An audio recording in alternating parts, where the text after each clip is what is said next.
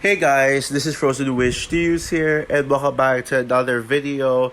And I gotta say to you all, Happy New Year. Goodbye 2024, and hello 2025. So yeah, well, we can't start off the new year by. We cannot start off the new year without talking about our most anticipated movies of the year. And I gotta say, yeah, 2025, though, it doesn't look as promising as it was prior to the strike. 2025 promised us that this is going to be one of the greatest years ever with like so many exciting films, a little more than what we have now.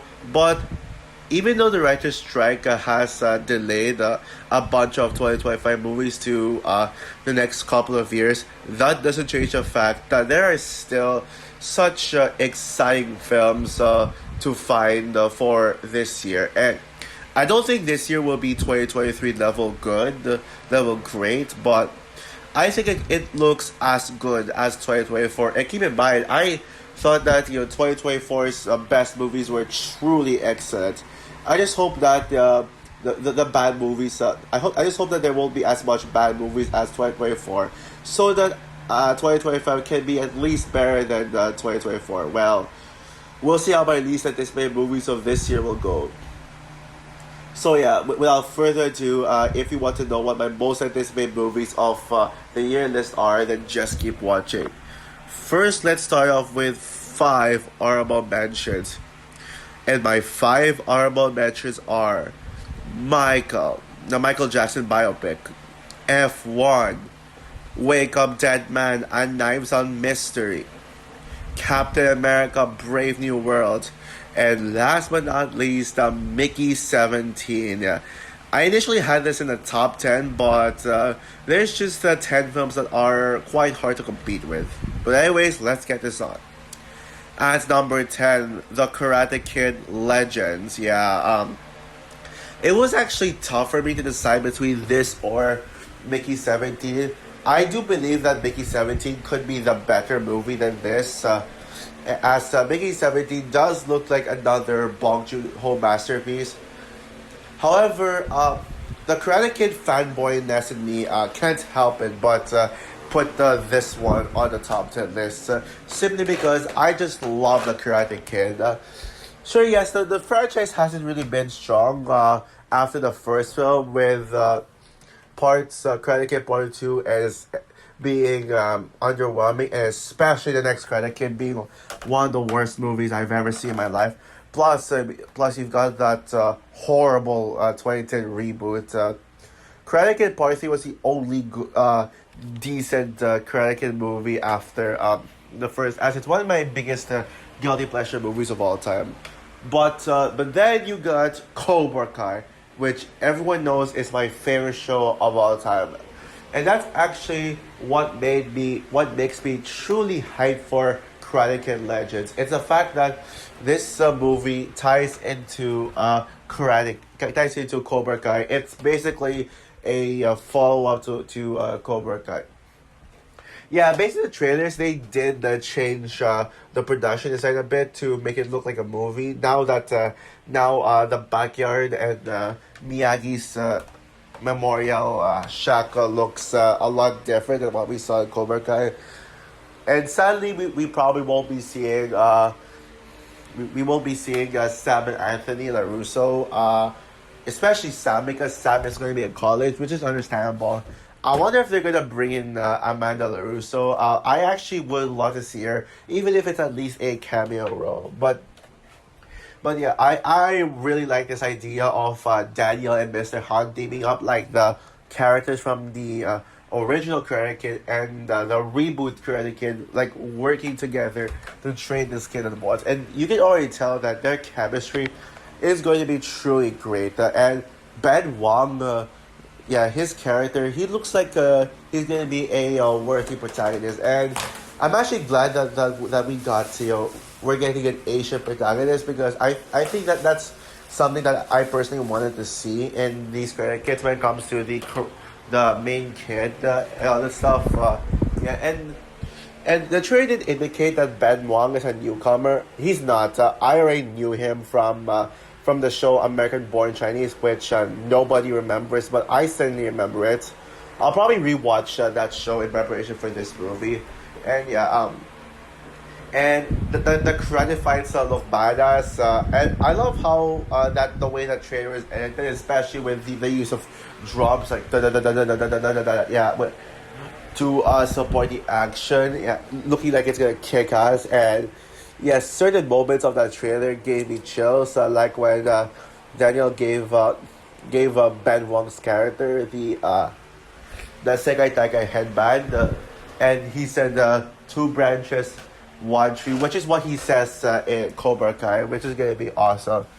And of course, you can't have a Karate Kid movie without a gorgeous looking of love interest. And thankfully, this movie does have one that goes by the name of Sadie Stanley. Now I don't think she'll be nowhere near as good. She won't be Sam LaRusso or Devon Lee, but surely she'll still be a gorgeous love interest for damn sure. So yeah, I cannot wait for this one.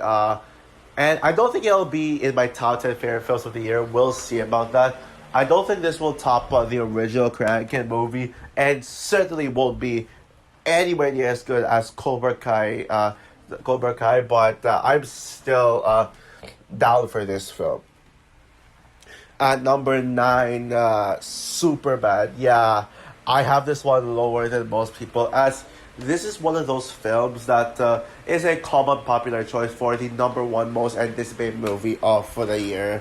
And I can see why. I actually do feel ashamed for putting Superman this low than this, as I will say that Superman trailer is one of my absolute favorite trailers of the year. One of the absolute best. Like that trailer was absolutely perfection, absolutely mind blowing. I love everything about that trailer, but it didn't really like rise. It didn't really raise up the hype for me. It didn't really do that. Because it just gave me this feeling that the movie probably will be slightly weaker than that trailer, but probably one of DC's greatest trailers yet. I mean, could this top Man of Steel as the best Superman movie? I personally want this to, but I will keep an open mind on that. But I will say that I do think that James Gunn is a far superior director than Zack Snyder. James Gunn is the main reason why I'm hyped for Superman. He is one of the greatest comic book movie directors of all time, and he's one of those directors who can do no wrong. From the Guardians of the Galaxy trilogy to the Suicide Squad, you name it. And he even has some excellent shows like Peacemaker and Creature Commandos. So which, yeah, even though Creature Commandos it's not really, it didn't make my top 10 favorite shows of 2024 it's still a worthy start to the new DCU. And I think this DCU, even if it's questionable if this will top Dynasty or not, I am confident that this new DCU will be better. I mean, far better than the DCEU for damn sure. It looks like James Gunn is having a clear direction to take for this show right here. I mean this movie right here, and just this universe in general. David Corenswet is Superman. He looks just as good as Henry Cavill. And keep in mind, guys, I'm still a Snyder fan, even if the fan base is toxic for Snyder. And I think James Gunn's fan base is way better, way less toxic. I still love Henry Cavill, so we'll see how David Corenswet can go.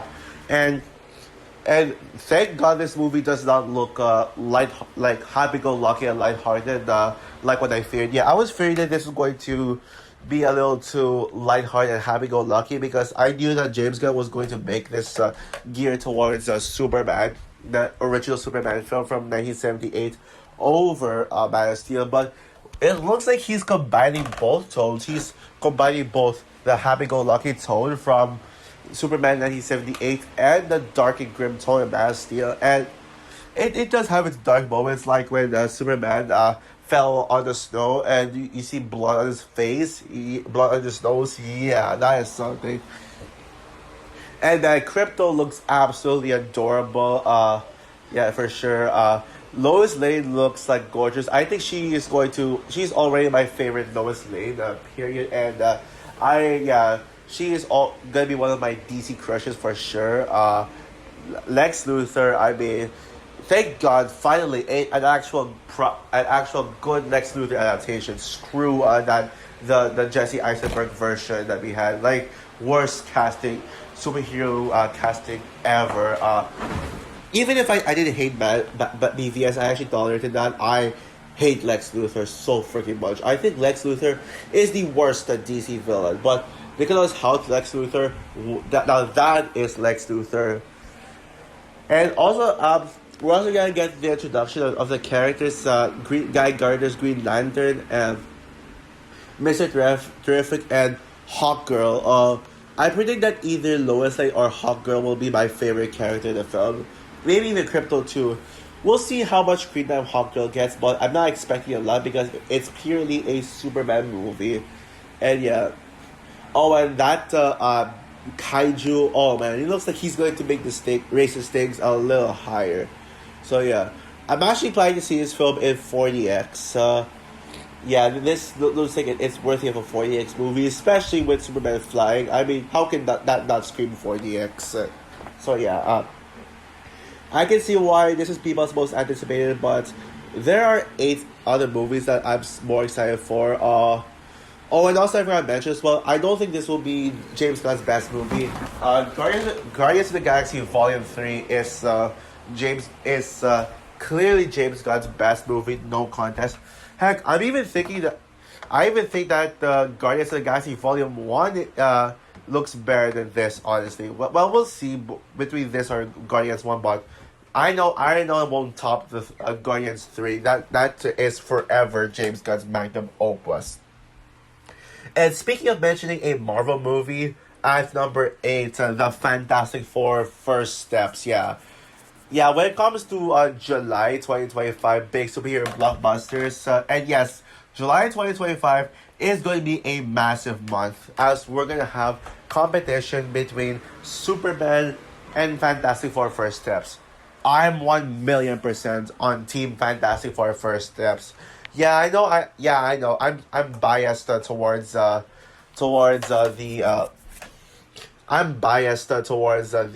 MCU. I know that people have already turned their backs on the MCU, and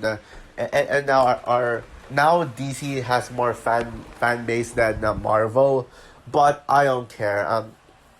Fantastic Four First Steps is already the best Fantastic Four movie ever, and pretty much the first the first true Fantastic Four film.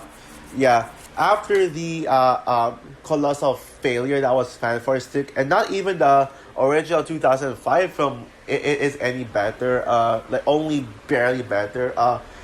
Finally, Disney Marvel is giving us the Fantastic Four we need, and based on what I've heard from the footage and people describing it, it does look like it's going to live up to that. The Fantastic Four team itself looks like I love this team. I mean, Pedro Pascal as Reed Richards. I defend that casting choice. I defend that casting choice. Just because he's not white doesn't mean he's gonna suck at Mr. Fantastic. Vanessa Kirby, Sue Storm is a guaranteed standout here. Like the fan cast that we need. Joseph Quinn as Human Torch. Yeah, I mean, thank God for love that they're putting Stranger Things actor in the Stranger Things cast in the MCU now. First David Harbour, then Joseph Quinn, and we're even set to get Say Sick as Jean Grey. I mean, how could not? I mean, wow. And Evan Mossa Backrack as the Thing, which is also a great casting, even if it's the weakest of the four to be. Yeah, and it looks like it's going to be a setup to Avengers Doomsday. So this is definitely going to be an important film. Yeah, and Galactus as the villainous one with Ralph Ineson is this. Like I think that this movie will have the real Galactus, not that fake cloud the Galactus that we got in Fantastic Four: Rise of the Silver Surfer. And speaking of Silver Surfer, I defend the decision to turn Silver Surfer into a female. Did you guys even know that the Silver Surfer was a female Silver Surfer actually exists in the comics that goes by the name of Shalaba, who is Norman Reedus' Silver Surfer's love interest. Yeah, so no reason to complain about that. Like you just hate women, and also I hate the fact that people complain over the MCU having too many women. Like that is so sexist. Yeah, I.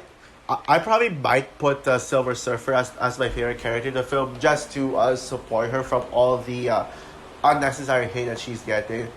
Oh, and Robert Downey Jr. as Doctor Doom. I think that Doctor Doom will only cameo as a post-credit scene appearance in this film, but I mean, it's freaking Doctor Doom played by Robert Downey Jr. That is peak casting right there. And he's going to be the Heath Ledger's Joker of the MCU. I'm calling it right now. So yeah, I cannot wait for this one. Yeah, and I think that Disney Marvel will handle the Fantastic Four and especially X-Men better than Fox could. So yeah, for those of people who are petitioning Fox to give up the rights to Marvel, for those who are petitioning Fox to go back to being an independent studio and give up Disney's rights, shut up, please. At number 7, Love Hurts, a film that you probably have never heard of, and sadly this film is already falling under the radar because barely anyone saw that trailer. And I've even seen some people saying that this looks like a generic action film.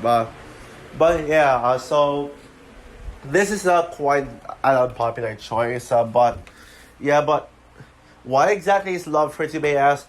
Well, this is a film. This is a film about Ke Huy Quan's character, which this is gonna be the very first film that Ke Huy Quan gets to be the lead star in. Now that Ke Huy Quan is even more famous now than ever after his Oscar win for Everything Everywhere All at Once. Yeah, it's essentially an action rom-com, and you got Arya DeBose as secondary lead character, and and hearing that Arya DeBose is gonna be in this film is enough for me to just highly anticipate this one. But that trailer, man, what an epic trailer this was, and this is from the production company 87 North Productions, known for making films like John Wick, Bullet Train, The Fall Guy, which Fall Guy is currently my favorite film from that studio, and Sisu as well, which I think is highly underrated. I mean, you cannot go wrong with this one, and I am hoping that people will love this film. Maybe this could probably be one of those films that will surprise the hell out of people for how just great it is. I can totally see that happening. And yeah, Ke Huy Quan looks like a great lead. And also he's going to be reuniting with Sean Astin. Both of them were in Goonies together, which, by the way, happy 40th anniversary to the Goonies. The Goonies celebrates its 40th anniversary this year, which is insane. And and also the villain of this film is going to be named Knuckles, like as in Knuckles from Sonic the Hedgehog. Well, just kidding, lol. But yeah, Ariana DeBose is going to be a standout here. I guarantee you on that. And it looks like this could be one of her absolute best roles to date, like right up there with Asha and Anita from West Side Story. AKA her Oscar-winning role, and and Ariana DeBose's previous movies has been constantly getting hate after hate after hate from Wish, aka the most underrated movie of all time, to Argyle, to ISS, to House of Spoils, and recently Kraven the Hunter. Hopefully this is going to be the film that the Ariana DeBose film that can finally get positive reviews. since West Side Story. Please make that happen. This is the one shot for her. Sadly, though, I have a feeling this movie could flop at the box office because I mean, it's gonna be the Fall Guy all over again. I am not expect I don't want this to flop at the box office. Don't get me wrong, but it seems like on a realistic standpoint, it's likely gonna be a box office flop for sure. I just hope that I pray to God that this gets positive reviews. It looks very harmless enough for this film to not be called bad or even mediocre. It genuinely looks straight up good. And even the action scenes, they look like they're gonna totally kick ass. So yeah. So yeah, I will say that I predict that this will be the Fall Guy of 2025. And yes, guys, this is my most anticipated movie of February 2025, even over Captain America: Brave New World. It's insane that a month with an MCU movie coming out has another movie that I anticipate more than this, which is insane. But I cannot wait for this one. At number six, Mission Impossible: The Final Reckoning. This seems to be the popular choice for the most anticipated movie of 2025. As a vast majority of YouTube critics who I've seen, most of them would put this as their number one most anticipated movie of next year, which I can totally see why. Because yeah, let's be real here. The Mission Impossible franchise, it's just simply one of the greatest action franchises of all time. I still would put Bond as my favorite action franchise, but Mission Impossible is totally a close second for sure. And The Final Reckoning looks like it could be the greatest Mission Impossible film. The thing is that I did not expect this to be most people's number one, like a popular choice for number one, simply because the previous film, Dead Reckoning, fell under the radar. And not only did it unfairly bomb at the box office, but people were calling that film underwhelming. And one of those films that was loved at the time it came out, but now people are saying it's actually quite underwhelming. We just overhyped it. So I didn't think that a follow-up to a film that fell under the radar would be this hyped up yet. But seriously, I am confident that this movie is going to make far more money. It's actually gonna at the very least break even and even be the highest grossing Mission Impossible movie to date. I don't think this will be $1 billion hit, but at least 800 make us 700 million to 900 million. That could be something. That's my prediction for this. Yeah, that trailer just hit hard. What a trailer this was. I love how this looks like an old school Mission Impossible movie. And you can really feel that. Yeah, they're really going old school with this one, but while still having great new tech, high tech, and it's not only going to have all action all that stuff, but it's going to have an emotional weight to it as well. Especially with some scenes with Ethan and Luther hug each other, and the end of the trailer where Ethan is like, I'm gonna have you to trust. I need you to trust me one last time. That scene alone, you can already tell that scene is going to have an emotional weight to it. And the cinematography, man, the cinematography, like that scene with Tom Cruise Tom Cruise laying laying on top of the submarine in the ocean and having this woman kiss him. What a shot right there. Already the greatest shot in any Mission Impossible film. And of course, yeah, I'm hyped to see Grace in this one. Grace is my favorite Mission Impossible character and my Mission Impossible crush. So yeah, she's gonna be in this one. I'm okay with Ilsa Foss not being in this one. I know people were pissed that they killed her off, but oh well. Fingers crossed my dad will appreciate this one more now, as he was one of those people who was highly disappointed with the Dead Reckoning. So yeah, and this is gonna be a perfect way to end off Mission Impossible. Mission Impossible's long run. At number 5, a tie between Thunderbolts and Ballerina. When I constructed this list when I constructed this list for the first time on my Letterboxd, by far the hardest decision to make is the the hardest decision to make is determining which I am personally more hyped for, Thunderbolts or Ballerina. So I kept on like switching back and forth between them. So I have decided that I'm gonna tie them both because, for the love of me, I cannot decide which one I am more hyped for. One thing they both have in common is that one thing they both have in common is that I'm hyped for the main reason I'm hyped for them is because of its leads with played by actresses that I am a huge fan of, and are some of my absolute favorites, like Florence Pugh for Thunderbolts and Anna de Armas for Ballerina.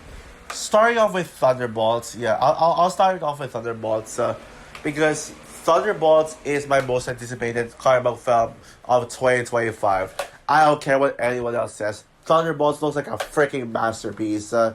Yeah, this is from the same writers as the same writers and director as the masterful TV series Beef. So you can argue that there's no doubt that this film will be well written and well directed because of they truly got a great crew.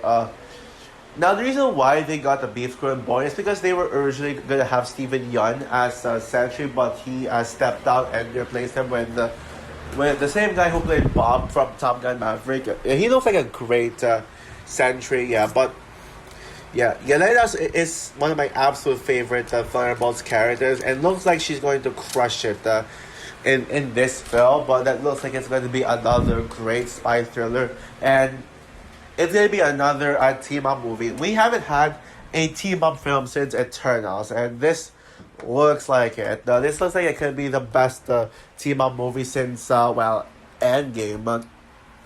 You can already tell that the Thunderbolts are going to have such a great chemistry with each other. They're going to have great band. They're going to have such a great banter. Yelena is obviously going to be a standout here, and I love that they're going to make Florence Pugh the main character, the lead star here.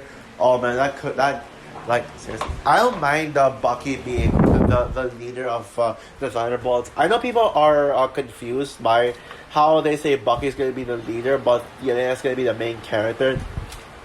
Well, it's like Avengers, where Captain America is the leader, but Iron Man is the main character. Yeah, it's like Bucky is the Captain America of Thunderbolts, while Yelena is the Iron Man of Thunderbolts. That's what they're going for with this one. And the comedy is also hilarious, especially with Alexei. You can already tell that Alexei is going to be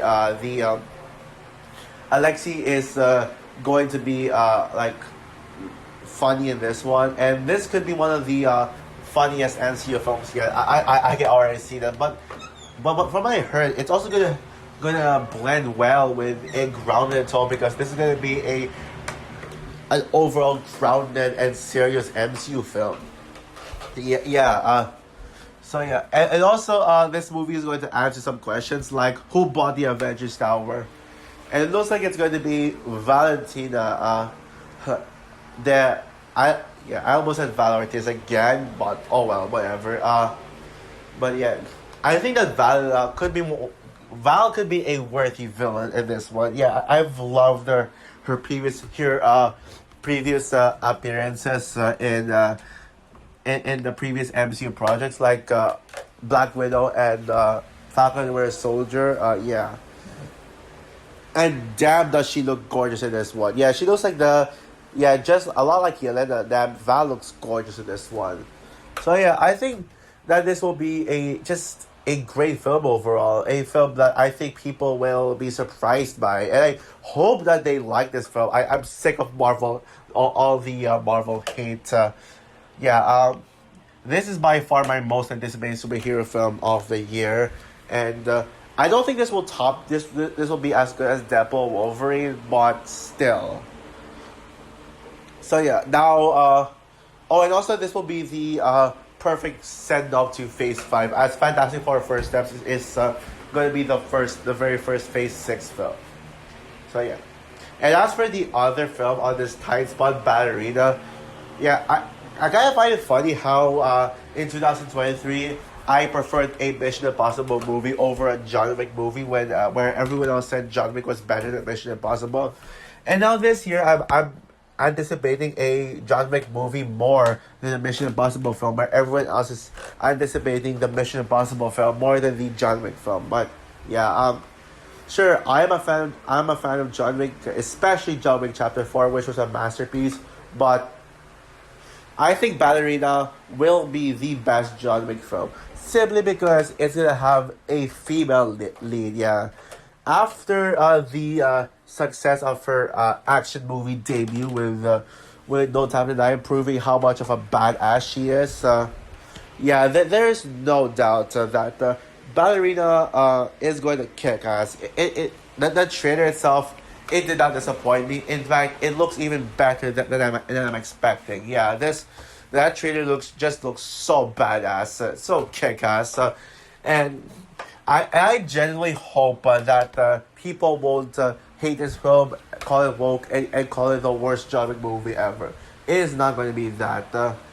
Yeah, Ana de Armas looks like she could give her best performance since Paloma. I can already see the potential as Eve, who is Ballerina's real name, by the way.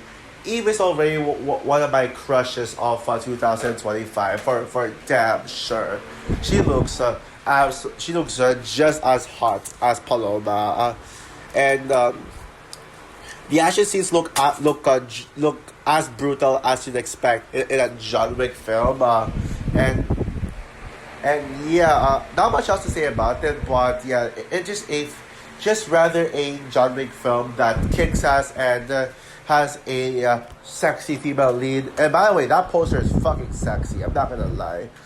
And yeah, this is my most anticipated movie of June 2025. Both movies are actually my most both movies are actually my most anticipated movies of their respective months, with Thunderbolts being my most anticipated movie of May 2025.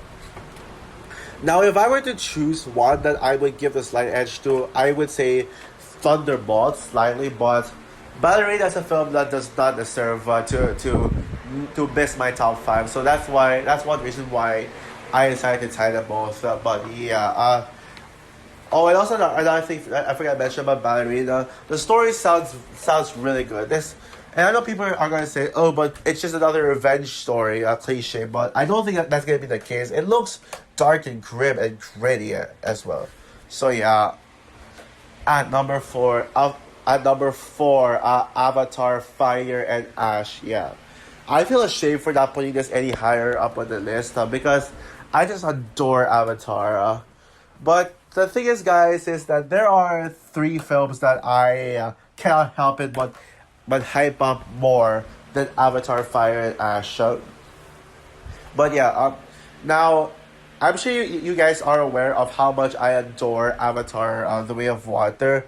Now I don't love it as much as I did back then. It's no longer my top 10 favorite movies of all time list, but I still stand by calling The Way of Water the best James Cameron film. And I gotta be honest with you guys, it doesn't even hold up as the best movie of 2022. Because there was one other film that upon rewatch is now my favorite. Is now my favorite. It's now my favorite movie of 2022, destroying this one, and that is Everything Everywhere All at Once. Yes, guys, that is now my favorite movie 2022, with The Way of Water being close second. So yeah, I think they're just better movies than Way of Water and Fire and Ash as well. But I mean, what can I say? Now, one thing I will say about about these Avatar films is that they have the greatest visuals of all time. I mean, the first movie has the greatest visuals, the greatest visuals like ever put to film for its time. And then you got Avatar: The Way of Water, which has the greatest visual effects ever put to film for its time. And right now I would say Avatar: The Way of Water is the most gorgeous movie of all time. And based on the first looks we've seen from this one, this does look like it could become the most visually stunning movie ever made. I mean, how can you go wrong with James Cameron and his visual effects.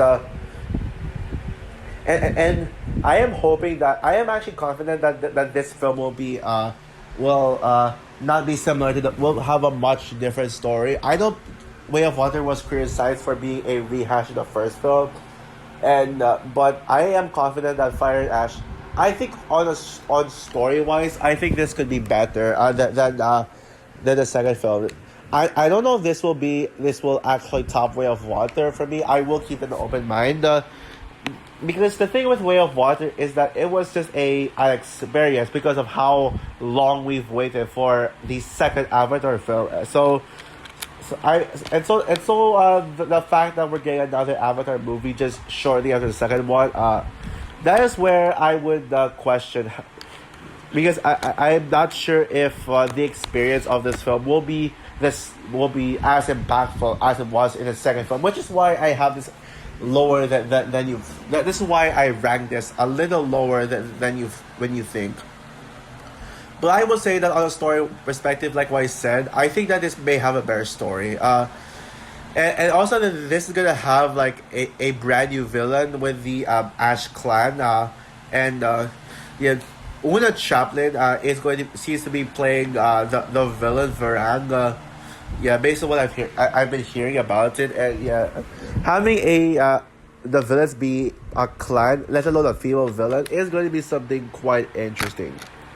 So yeah, I can't wait for this one. Let's fucking go, December.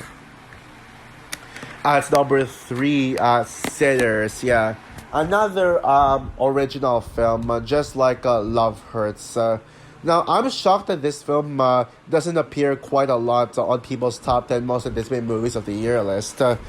Yeah, I'm quite surprised by that because this movie looks freaking epic. And I gotta say, this could be my favorite horror movie of all time. This could dethrone Scream 5 and 6 as my favorite horror film. Yeah, that trailer though, like, it is among my top three favorite trailers of last year. That's how good it was. One of the greatest trailers of 2024. Yeah. And although, yes, this did get delayed to 2024, but whatever, man. Yeah. Although I will say it is quite disappointing. It is quite disappointing that this has been this got this is now released on Easter weekend because having this released on Easter weekend it's kind of a hassle, especially for my country because usually my parents won't allow me to watch a movie on Easter Sunday. So I'll have to I'll have to wait either for the next weekend or the Monday of the week if I have time. But I go back to school, so whatever. I've watched several movies during school day, so yeah, I think I'll watch this film for the first time during school day. Yeah. But yeah, that trailer. I love how that trailer does not show anything. That trailer is one of the perfect examples of how to do a trailer, right? Yeah, make it absolutely intense, and but don't show like anything about the story. Like I gotta applaud the trailer for not showing for not showing the monsters or the horror elements of it. I mean, the trailer painting itself was more like a thriller, but I believe this will be a straight up horror film. Michael B. Jordan playing a dual roles. I mean, you cannot get any better. You can't get better than that. And yeah, Michael B. Jordan looks like he could give one of his best performances yet. But the main reason why this is among my top three most anticipated movies of the year list is two words: Haley Steinfeld. Yep, one of my absolute favorite actresses of all time, right up there with Kristen Bell, Stephanie Hsu, and Sadie Sink. Yeah, I am still a Haley Steinfeld fanboy to this day, and no doubt Mary, Mary is Haley Steinfeld's character name, by the way. Mary's already one of my crushes of 2025 for damn sure. I guarantee you she will be. And yeah, so not much else to say. Because since the trailer didn't reveal a lot, but I think that this is a film that could save original films at the box office, considering the fact that original films have been constantly flopping at the box office. This is a film that I think could show that original films can still be a success if people actually go and see them. And considering that this is a massive blockbuster, I mean, there's no doubt that I believe this will make money. At number two, Wicked for Good. Now, I originally had Sinners as my second most anticipated movie of 2024. Avatar: Fire and Ash at 3, and Wicked for Good at number 4. That was the original list I was planning to have. But then the first Wicked film is a film that just kept on getting better and better and better the more I think about it. And since considering that The Wicked landed as my third favorite movie of 2024, it's no secret that I would have Wicked for Good higher up on the list, as it's pretty much a part two of Wicked, and based on what I've seen from the Wicked play, the narrative surrounding part two, Act two, is actually better than Act one. Story wise. Now, I will admit that the songs are not as strong. I mean, there's not a single song that is on the same level as something like Popular or Defying Gravity. But I no doubt I still like the songs a lot. But yeah, I'm just so hyped to see more Wicked, especially with how much I love the first one. And I think I am confident that this one will go down with a bang. Will end the Wicked storyline with a bang. I'm already in based on the first looks alone, with especially with Ariana with Glinda's blue dress, which looks so good. Yeah. And also this film is going to be tying into the world of Wizard of Oz. Because that's what they did in the play. Yeah, and apparently Alicia Ware is set to play Dorothy. And as an Abigail fan, as a fan of Abigail myself, yeah, Alicia Ware is perfect as Dorothy. I originally wanted Sadie Sink as Dorothy, but it makes sense as to why Alicia Ware was cast. And I'm not mad at Alicia Ware, because I loved Alicia Ware. Her performance as Abigail is one of my absolute favorite. It's one of my favorite child performances of all time. And I also loved that Matilda movie where Alicia Ware played Matilda. I thought it was even better than the original. So yeah, I mean, there's no doubt that Alicia Ware. I mean, there's no way in hell that she won't be a good Dorothy. So yeah, this could have been number one if it wasn't for one film. And my number one most anticipated movie of 2025 is no competition, Zootopia 2. Now, I think you all knew that this was going to be number one because of the fact that I am a huge Zootopia fan. Now, yeah, Zootopia is still my favorite movie of 2016, for sure. Even if at one point I did make Edge of 17 top Zootopia as my favorite movie 2016. Just recently, on reflection, yeah, Zootopia is truly the GOAT of 2016. And Zootopia is right up there with Frozen 2 and Wish as as one of my absolute favorite Disney movies of all time. All I liking too. And yeah, Zootopia 2 is this is a sequel that I have been waiting for. Ever since I saw Frozen 2 back then, I was like, I wanted Zootopia to be the next Disney sequel, and I wanted it like sooner. Like, I actually wanted Zootopia 2 to be the Disney animated film that follows up Frozen 2 for November 2020, until it turned out to be Raya the Last Dragon. And then every time they announce a film for that Walt Disney Animation Studios' film for that year, I would say, and it's not Zootopia 2, I would say, okay, for the next year, please be Zootopia 2. And then 2021, it turned out to be Encanto. alongside Raya, which got delayed. And then I'm like, okay, 2022, please make it Zootopia 2 for real this time. And then it was Strange World. Now, I was not expecting Zootopia 2 to come out in 2023 because I knew that Disney was going to give us an original film for Disney's 100th anniversary. So I was predicting a 2024 release, which it almost got a 2024 release, but then it turned out to be, yeah, if Zootopia 2 came out in 2024, I think it could have been not only my most anticipated movie that year, but maybe even my favorite movie of that year. Yeah. I guarantee you, Zootopia 2 will be the Frozen 2 of Zootopia and the Inside Out 2 of Zootopia as well. In fact, there is a slight chance that this movie could be even better than Inside Out 2. Yeah. And I already love the direction they're taking the story. Yeah, so apparently it's going to be about reptiles, and we're going to learn about why reptiles are not in Zootopia, why we never saw reptiles inside the world. And again, I think that from what I read, they're going to be once again tackling the theme of prejudice, and this time it's going to be about why they have a prejudice against reptiles. And I think that there will be a twist villain. I know people are saying no twist villain, but if this is going to be a mystery story, like, there's definitely no doubt going to be a twist villain. I just hope that the twist villain, the twist villain will be more well received than Bellwether. And keep in mind, guys, this is coming from someone who is a Bellwether defender. And yeah, and also Julie Hopps looks from the first promotional images of Zootopia 2.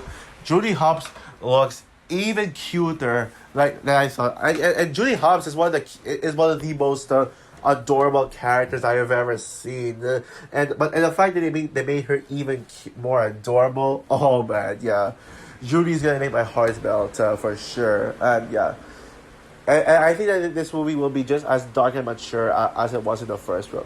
And for those of you who say Zootopia 2 is an unnecessary sequel that we don't need, well, it is necessary because Zootopia is a world where that deserves to be expanded upon, and you can even tell multiple stories in this world of Zootopia, which is why I think it is a sequel well deserved. I already know that this will be the best movie of the year. I do not need to keep an open mind. I don't need to be open-minded. Fuck open-mindedness. Zootopia 2, yeah, will be the best movie of 2025. Nothing will top this one. And by the way, the last thing I want to say, please give this movie, people, please give this movie some rave. I am sick. I had enough of the unnecessary Disney hate.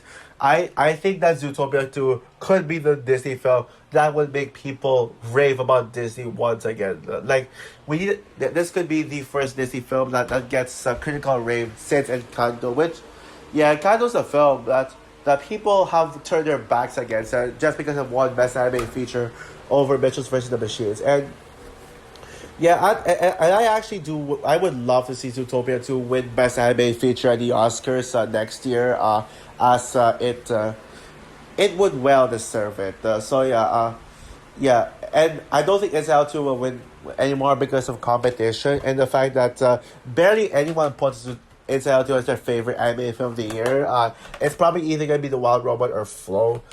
But yeah, I have never been more proud to consider Zootopia 2 as my number one most anticipated movie of 2025. Man, what a long video that was, but still worth it because I love talking excitement about these films. So also for my most anticipated movies of 2025 list, I think I said 2024 a few times by accident. I apologize, but yeah. What is your most anticipated movie of 2025? Who agrees with me that Zootopia 2 is number one, or you have a different favorite? Or at least do you consider Zootopia 2 to be your most anticipated movie of animated movie of 2025? Comment down below, like, subscribe, hit the notification bell, and stay tuned for my top 10 least anticipated movies of 2025. So yeah, bye guys.